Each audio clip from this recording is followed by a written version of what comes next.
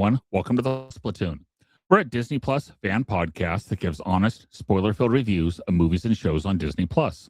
We'll look at new releases, coming attractions, and we'll even go back into the vault to revisit some of the classic Disney that's on the platform. Make sure you're subscribed, and you will never miss a moment. I'm going to bring in Kate. Kate, good to see you this evening. Good to see you too, my friend. Next, we got Patronus. How are you doing? Hey, that's my Roman imperial name.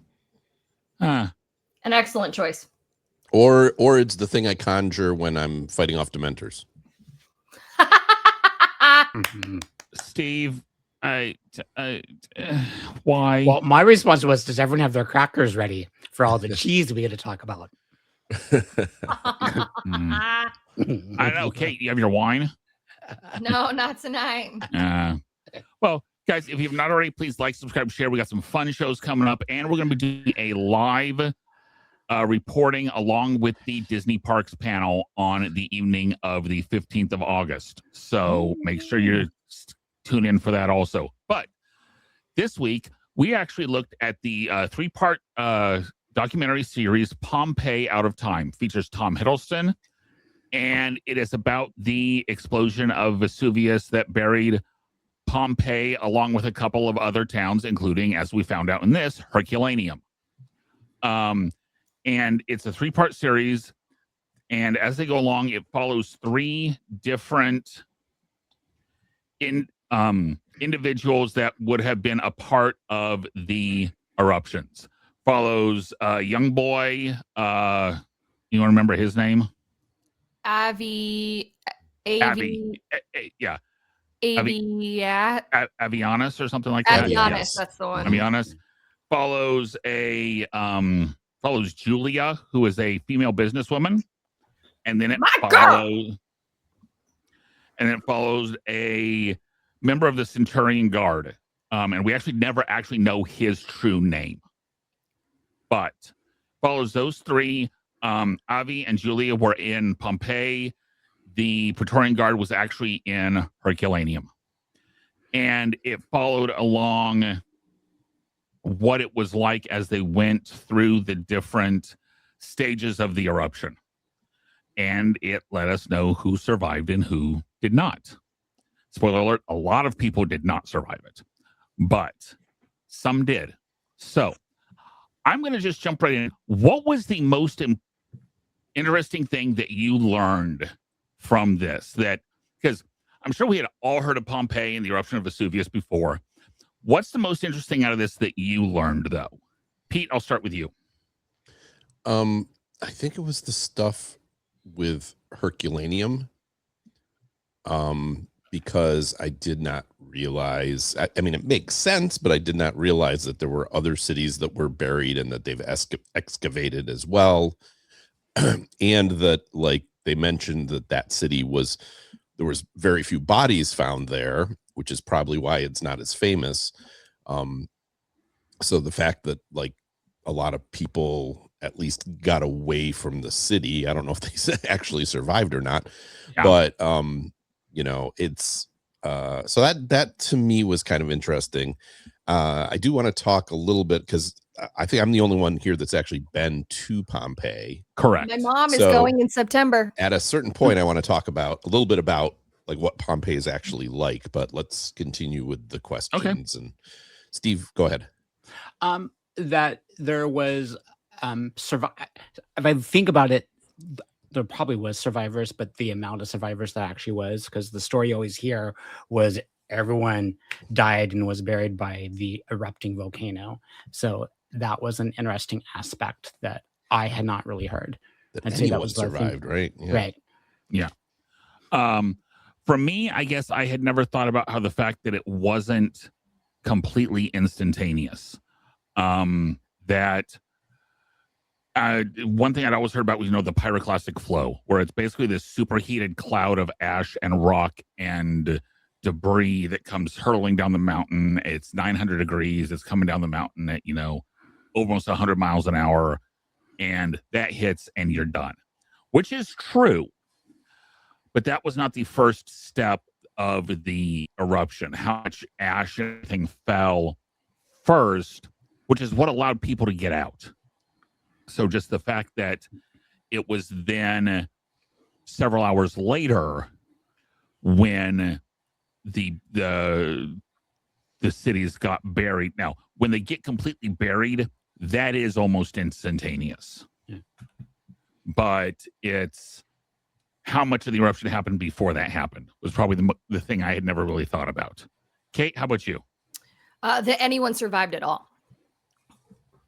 Because when you hear about, and I'll throw myself on under the bus. I really didn't know a lot about Pompeii. Ancient history, ancient studies has never kind of been something that I'm been very intrigued by, other than like mythology, like Greek mythology, Roman mythology. So this, I know Pete jokingly was like, it's a 2,000-year-old spoiler. There's a volcano and everyone dies. Like, but I didn't know. I really didn't know.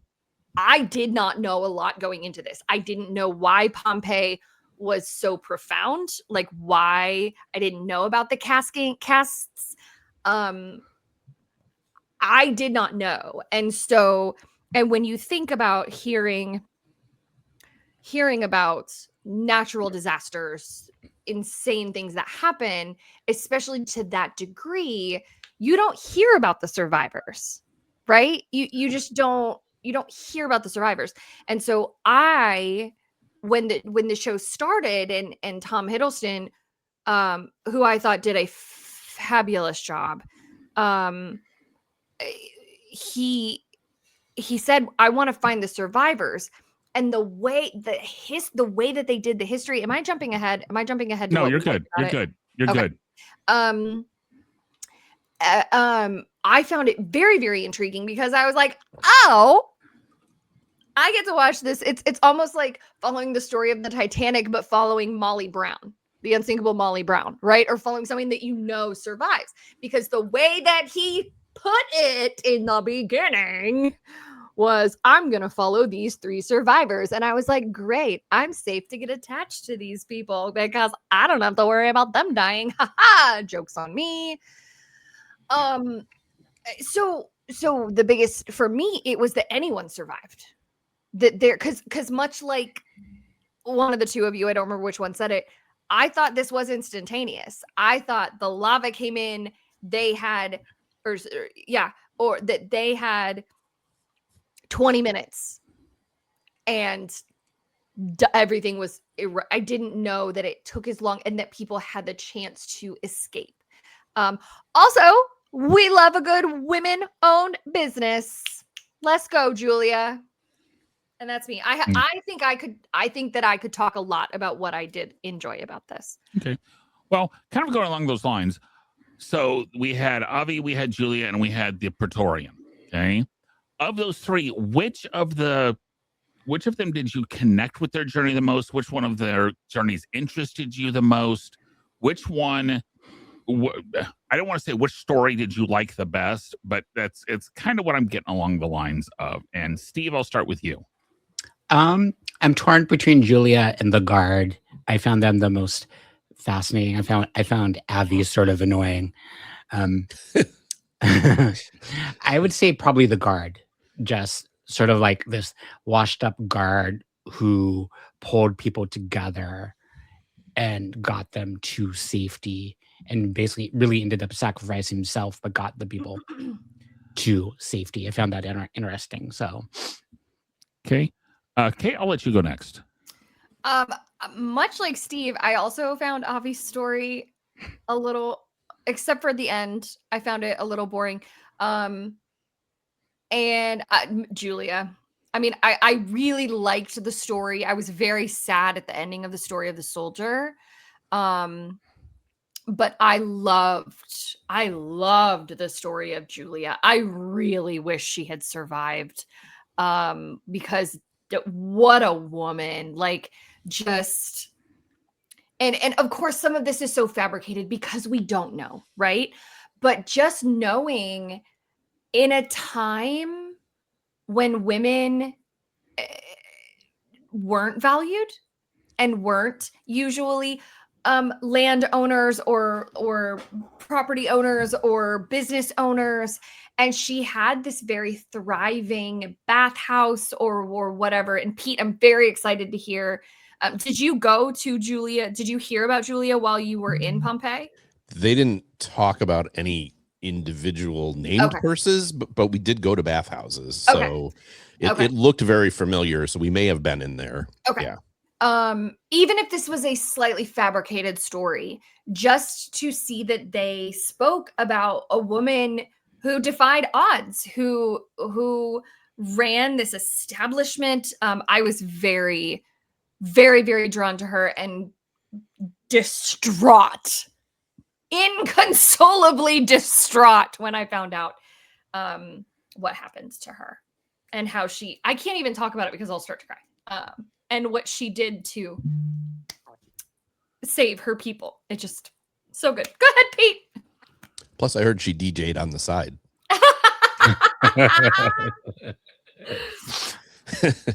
Sorry. You're good. I love it. Yeah, I think the problem with Avi is that they start him out as being this really annoying kid that makes him unappealing.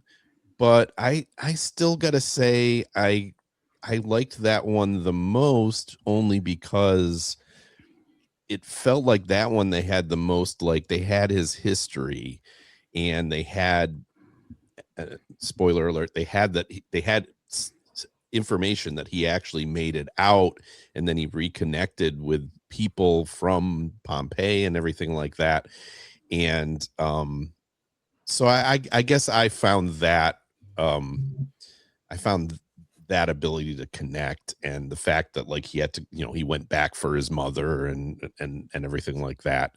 Again, I don't know how much of this was made up. I think a lot of it was, but I think I connected with that one the most. What about you, Derek? Well, first thing I will say is I probably liked what they did with the Praetorian Guard the least, because all they had was a sword. They knew nothing about this guy, so it was completely made up. They just knew that there was a Praetorian Guard in Herculaneum. There's no evidence he ever did the saving people. There's no evidence he was a drunk and then gave the money back, and then all that kind of stuff was completely made up. At least the other two people, we knew Julia owned a bathhouse. We knew Avi, his grandfather, had paved the roads in Pompeii, and that he got and that he got adopted by what they made to seem like was the blacksmith afterwards. Problem I have with that is, if you looked at the timelines between the grandfather and the grandson, mm-hmm. there was a lot of time in there that it would not have been the grandson. And Avianus was it's like Michael today. So we don't know that it's the same Avi that was through yes, it made a great story. It made a great story that we actually had this Avianus and Avianus and Avianus. Sweet. We have no idea that this was the same kid.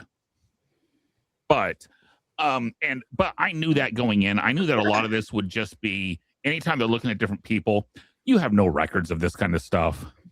But I will say for me, it was probably Julia, just because she had to make the decision, because they said, I don't know if you guys noticed, they said in the first episode, when they first introduced that bathhouse, that it was found the horses were gone. There weren't a bunch of people around. Everything of value was out of that bathhouse. So you knew, you'd been paying attention, that most of the people escaped. Mm-hmm. So, right. And I thought she did too. Well, yeah, but if nothing else, this motion should have told you that this was not going to have a good ending, because it's the Marvel connection.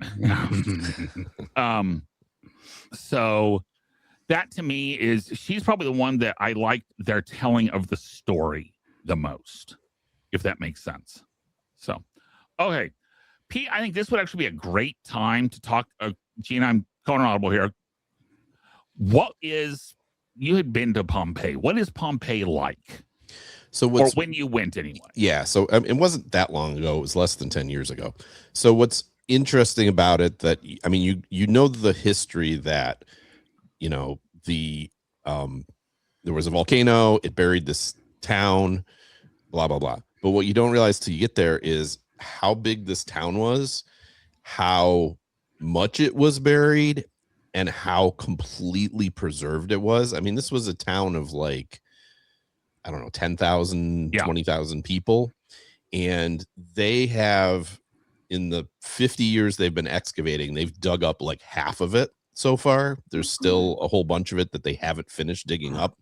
And it's like, and they showed a little bit of it, like it's preserved to the paintings on the wall are still there. Like everything's preserved. So it's like the most, like the closest you're ever going to come to seeing what life was really like in that time. And it was just, you know, they have like the bathhouses, and there's like an amphitheater, like a big ass amphitheater that they unearthed that people used to go to watch plays and things like that. And it's just like going to it and see, I mean, it's, you know, it's crowded with tourists, of course, but just seeing it is kind of overwhelming. And then, you know, then they have those casts and they explain those aren't actually the bodies. What they found was they found like the shapes, the voids in the ash of where the bodies were like obliterated, and then they poured molds or plaster molds into them. But they don't have just people, they have like dogs and things like that too, that they got out of those plaster molds. And it's so it's really something to see the scale of it and the detail and everything like that they couldn't really get. I didn't feel like they got that out of this too much. I would agree. So I thought overall they did a pretty good job of portraying it. Actually, I thought the most effective thing was when they were in Herculaneum and they said, "Oh, he was standing here on the shore," and then they turn around and there's this wall. They're like, where's the beach? And it's like, yeah, that's all the ash. That's what they had to dig down into. Yeah. To unbury all this stuff. I think they said 80 feet or something like that. Yeah. Yeah. Did you also go to Herculaneum, which sounds like a medal out of Marvel? I'm just saying. And when you were in Pompeii, did it have like a reverent feel to it, since this is essentially a graveyard for thousands of people? Or was it morbid? What was kind of the... No, it didn't feel morbid because it felt like, I don't want to call it a living museum because it didn't feel like, but it felt like so preserved that it felt, and there were so many people there anyways, just walking around. Like, I think if you went there at a time when there was no one there, which is probably never, it might feel like that because you'd be walking along this deserted town. But because there's so many people there, you don't get that. And again, you're just kind of marveling at, pardon the pun there, the Tom Hiddleston pun. Yeah, I got it. But you're just, you know, it's so impressive to see all this stuff and all the details. And, you know, as I said, like they were telling us, like we went into one of the bathhouses and like, it was interesting. They talked a lot about how Romans, like, it was really the first society to believe in like cleanliness. And they actually, like, there were multiple bathhouses in this town for different,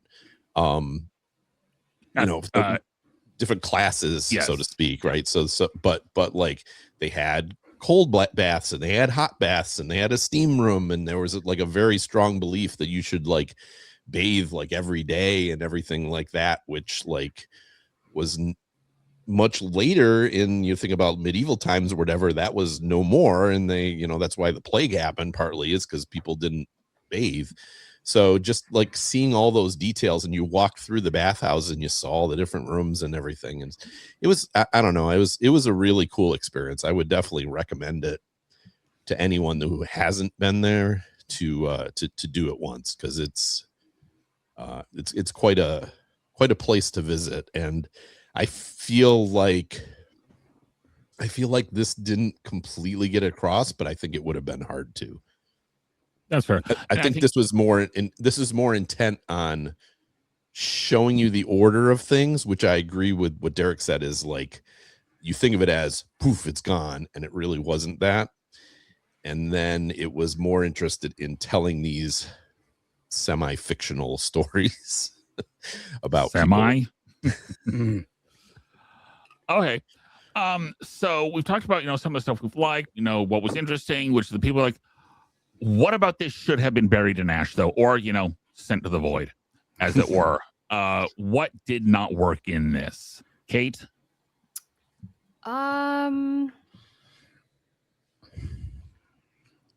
If you don't have much, you can pass. So some of it was like,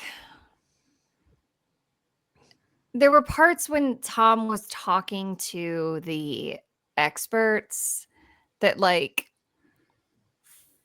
felt very scripted. Oh, it was incredibly scripted. Like, and I get it, but like, I kind of wish that had been a little bit more of like a conversation instead of like so scripted.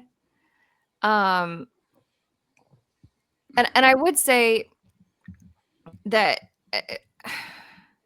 there was one thing that stood out to me, and I guess this would have been with a good thing, but I feel like one of you guys is going to tear this apart, and so I'm going to save it before you tear it apart.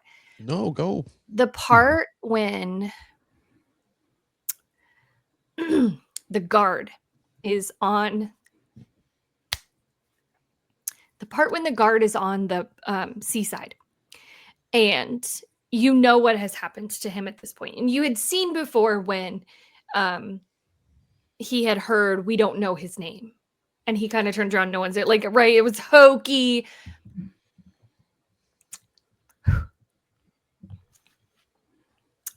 I'm so sorry. This moved me. Like, okay, get it together, Kate. The part when he looks back and Tom Hiddleston looks at him. I feel like it went beyond acting for me.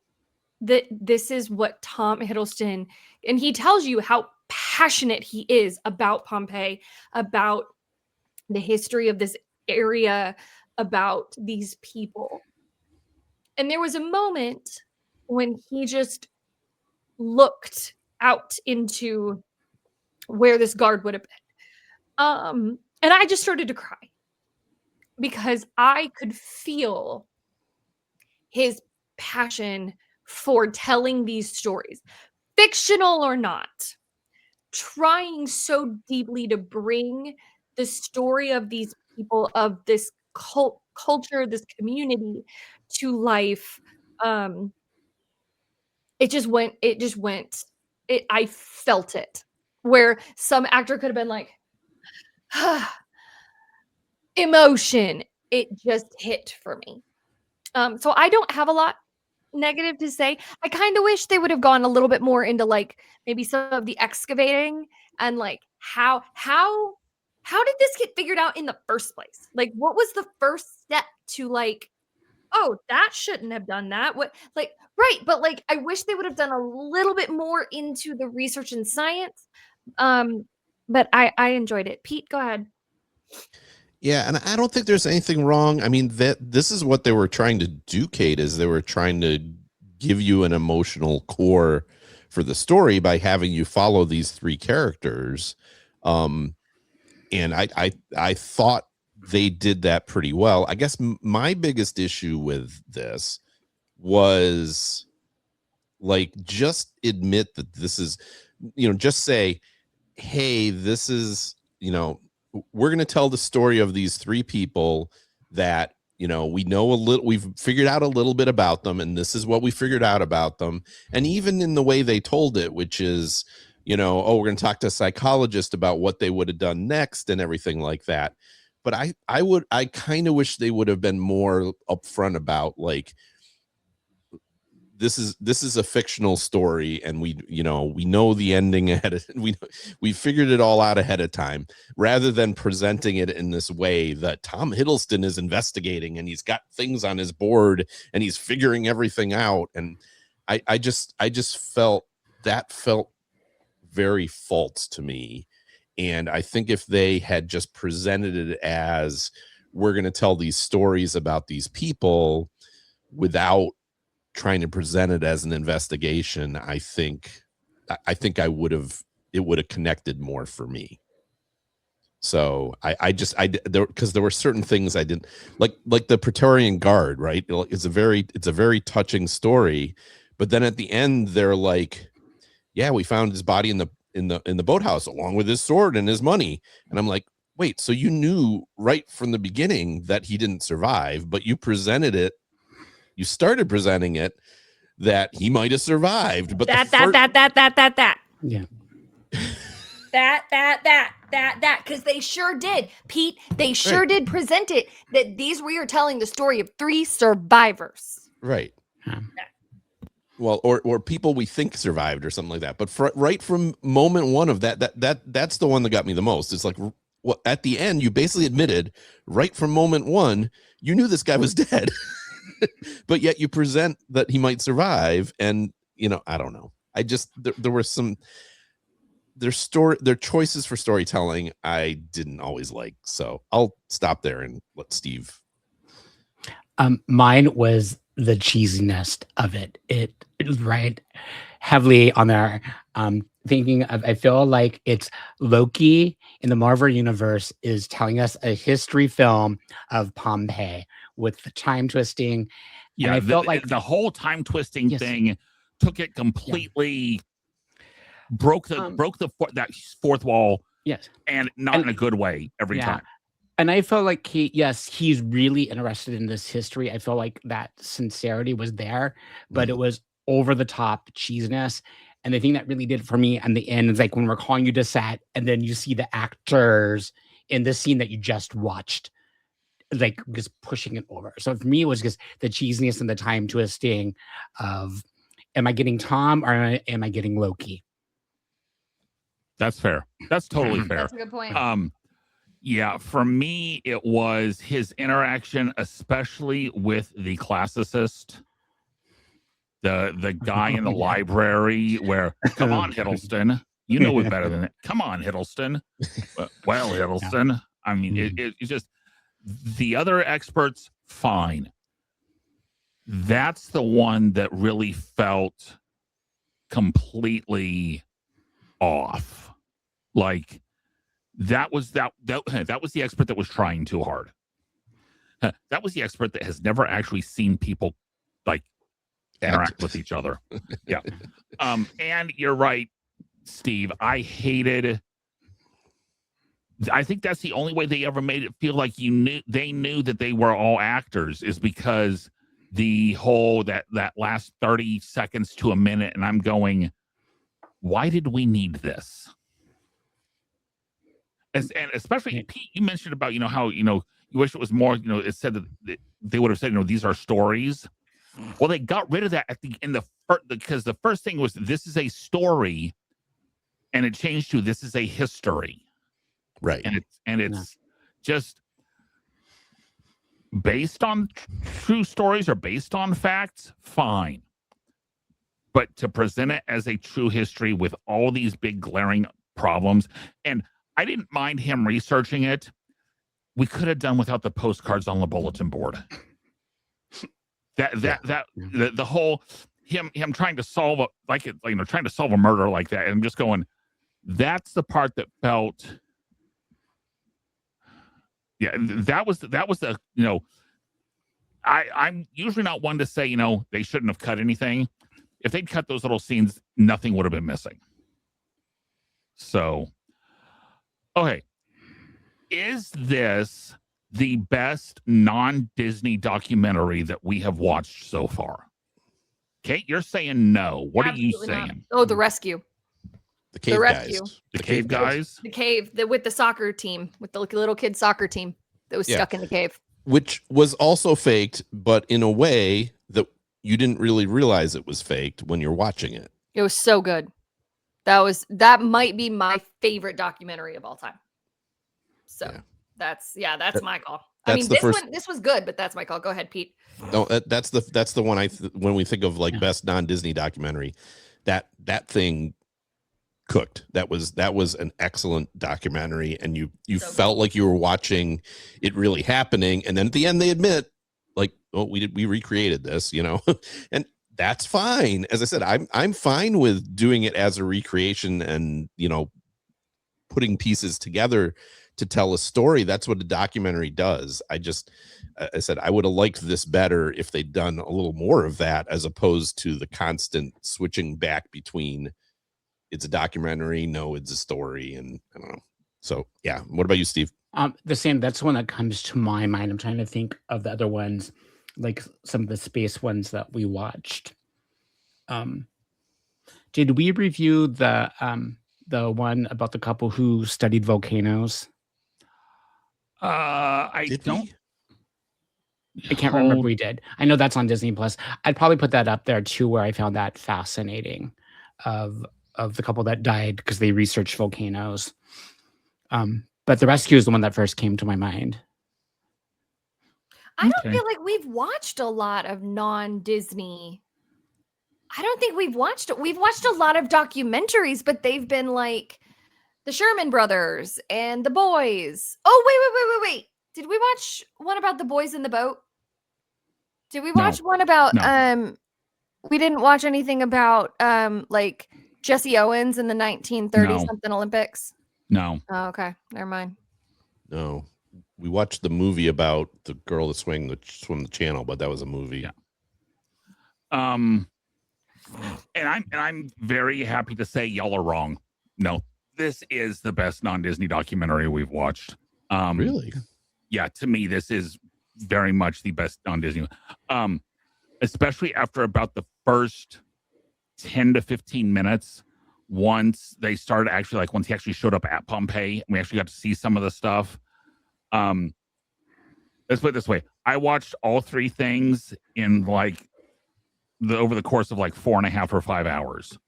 So, which there have been movies I haven't been able to finish that quickly. So, no, I think this is, yes, did it have its issues? Yes. It also helps that I was at one point, I was a classics major. I was a Greek and Roman history major. So I love this kind of stuff. That explains it. Yeah. Uh-huh. Which also explains why if you want to see a heated disagreement, I'm going to try and get Pete and I on for our very much likely opposing viewpoints of the Odyssey.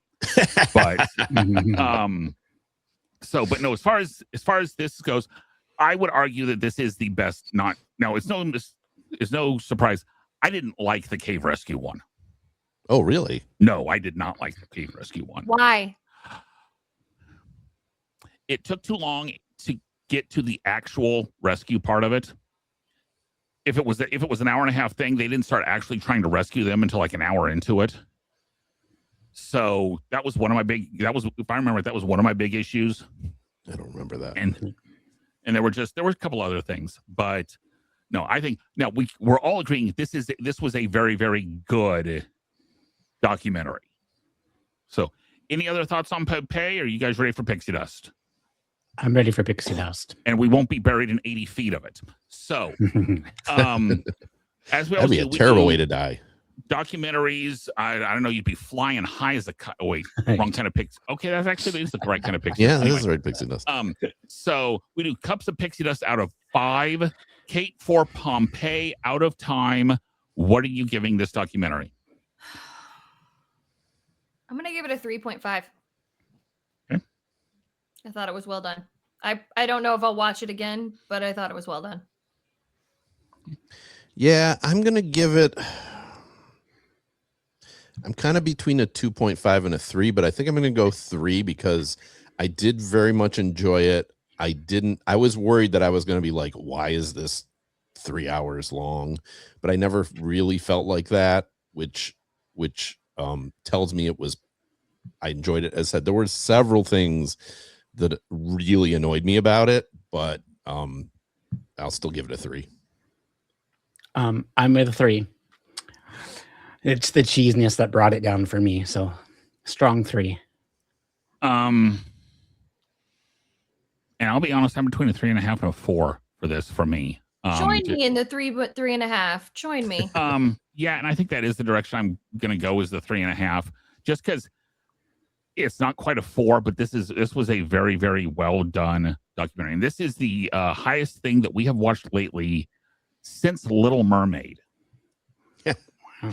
It hasn't been a lot good lately. And before that, it was The Sandlot.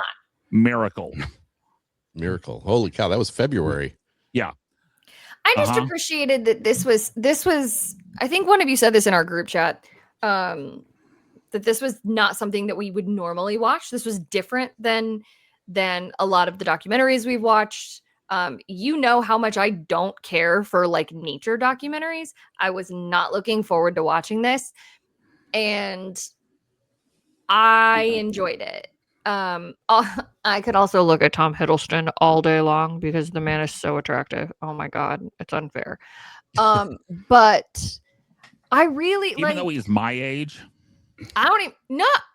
Yeah. Are you 7 years older than me? Yes, he is exactly my 45. He said. I'm 45. He's a good looking fella. Watch it. But So I she's just saying all of the men on this call are good looking fellas, everyone, if you're not watching the videos and you're just listening to the audio. But I really appreciated that this documentary didn't make me want to scratch my eyeballs out. And I really enjoyed it. I binged it. I was not intending to binge it. And next thing I know, it's 12:30 in the morning. I'm crying my eyes out because Julia died. And all of a sudden, the African-American family has found Avi and they're hugging and the guy is giving the money back. And I'm just a weeping mess. But I really enjoyed it. Okay, good. It was good. Yeah, and I would think we would all say this is worth a watch. Yes. Yes. Even for my problems with it, I think the thing that made it interesting was the through story with Tom Hiddleston and everything. So even though some of the main basis of it annoyed me, it also was what made it very watchable. So, and he was a very effective narrator in this. Yes. And going off what Pete just said, you're 100% right. I don't think I would have liked this had it just been the fictional narrative the whole time. I wouldn't have liked it. I liked that it jumped back and forth. I actually liked his little snappy things. I liked that they were in the middle of a narrative and then they were like, wait, hold on. And they would pause it. And then it would go back to that. Broke it up enough for me.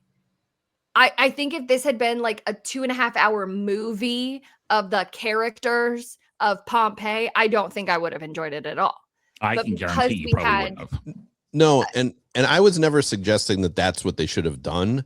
What I was saying is I wanted it to be them to be more upfront about.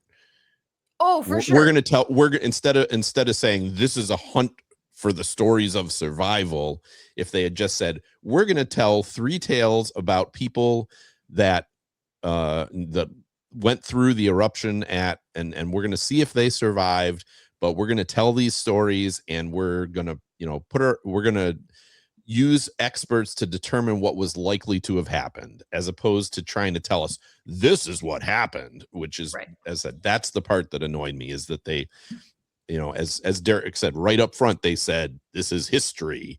And it's like, no, this is not history. This is story. Although history is history and story are the same word. From the same root. Yeah. Yeah. Right. So, Kate, what have we got for Disney Plus news this week? Oh boy. We've got just a couple things. Percy Jackson season 3 will be coming on November 20th. I mean over the last few months, pretty much this year, have read the Percy Jackson series. I really enjoy the Percy Jackson series. I will probably go rewatch, and I will be watching season 3. Has anyone watched season 2? We haven't watched season 2 yet. Yeah. No, we haven't. I don't think so. that may be something we throw in there. September and October look fairly barren. So yeah, I think the problem is it's like 8 episodes, right? So yeah, it's a bit of a commitment, but yeah, I'll figure it out. Next up, Marvel Animation's X-Men 97 will be getting seasons 3 and 4. These have been incredibly popular, so I'm not surprised. But my first experience with X-Men was the original 1990s X-Men series. So I haven't watched this yet, but now that they've announced, it's super popular and we're gonna do 3 and 4, I'm like, maybe I should check it out. Not that I'm suggesting we should review it. I don't think we should, but yeah. Yeah. And last but certainly not least, there will be a documentary coming out next year on the life and career of Julie Andrews. And I have to say, it's about dang time. I'm ready for it. And that's it for the Disney Plus news. Okay. Yeah. And that will be one of those, the week it is released, we will be watching it. So that sounds right. And I don't care if we have to pause a Marvel series. We will be watching that. Oh no, we have to pause a Marvel series. Oh shucks. But it's Vision Quest. Yeah, well, Vision Quest will be over by December. I can guarantee it. Oh, that's next year, right? Okay. Yeah. So next week we are going to be watching Devil Wears Prada 2. This the sequel, again, something we haven't. That's not like what we've done a lot recently. I will be upfront and honest. I have not seen one. I've not seen the original Devil Wears Prada. Fairly certain you're not going to like it very much. I know. I love Glenn Close. No, it's not Glenn Close. Meryl Streep. Meryl Streep. Like Anne Hathaway. So, I mean, and the fact that they actually got Meryl Streep to do a sequel is huge. And it's got the Tooch. It's got the Tooch. Stanley Tucci in it. Stanley Yes. Tucci. You can't go too wrong. I love can't go too wrong. 98% of his stuff is pretty good. He is good in 98% of his stuff. So I haven't seen Devil Wears Prada since it came out, which is like 20 years ago, right? So we should probably watch it again. Yeah. So I'll be watching 2 movies for next week. But if you have suggestions on what you want us to watch, if you want to make sure, yes, we absolutely have to do Percy Jackson and the Olympians, or no, there's so much better other stuff, let us know. Send us an email at plusplatoon@gmail.com. Send us a message on YouTube, Facebook, Twitter, Instagram, anywhere. We read and answer all of their messages. We have new episodes come out every Thursday on YouTube and all the major podcasting services. For Kate, Pete, and Steve, Gene, our producer in the background, welcome back. We will see everyone next week. Bye, guys.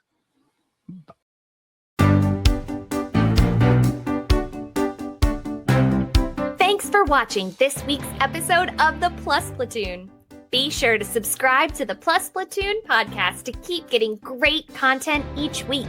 Then head over to Apple Podcasts and leave those 5-star reviews, as they help make the Plus Platoon visible to even more Disney Plus fans. Also, go to YouTube and like and subscribe to the Plus Platoon channel, where you can watch all future episodes live. If you have a question for the Plus Platoon, please send us an email to plusplatoon@gmail.com or connect with us on Facebook, Twitter, or Instagram @plusplatoon. The Plus Platoon is a Disney Plus fan podcast and is not affiliated with the Walt Disney Company or the Disney Plus streaming service. All opinions expressed on the show are solely those of the individual hosts and in no way reflect the views of the Walt Disney Company. Thanks for watching, and be sure to stay tuned for next week's episode, because the Plus Platoon is to be continued.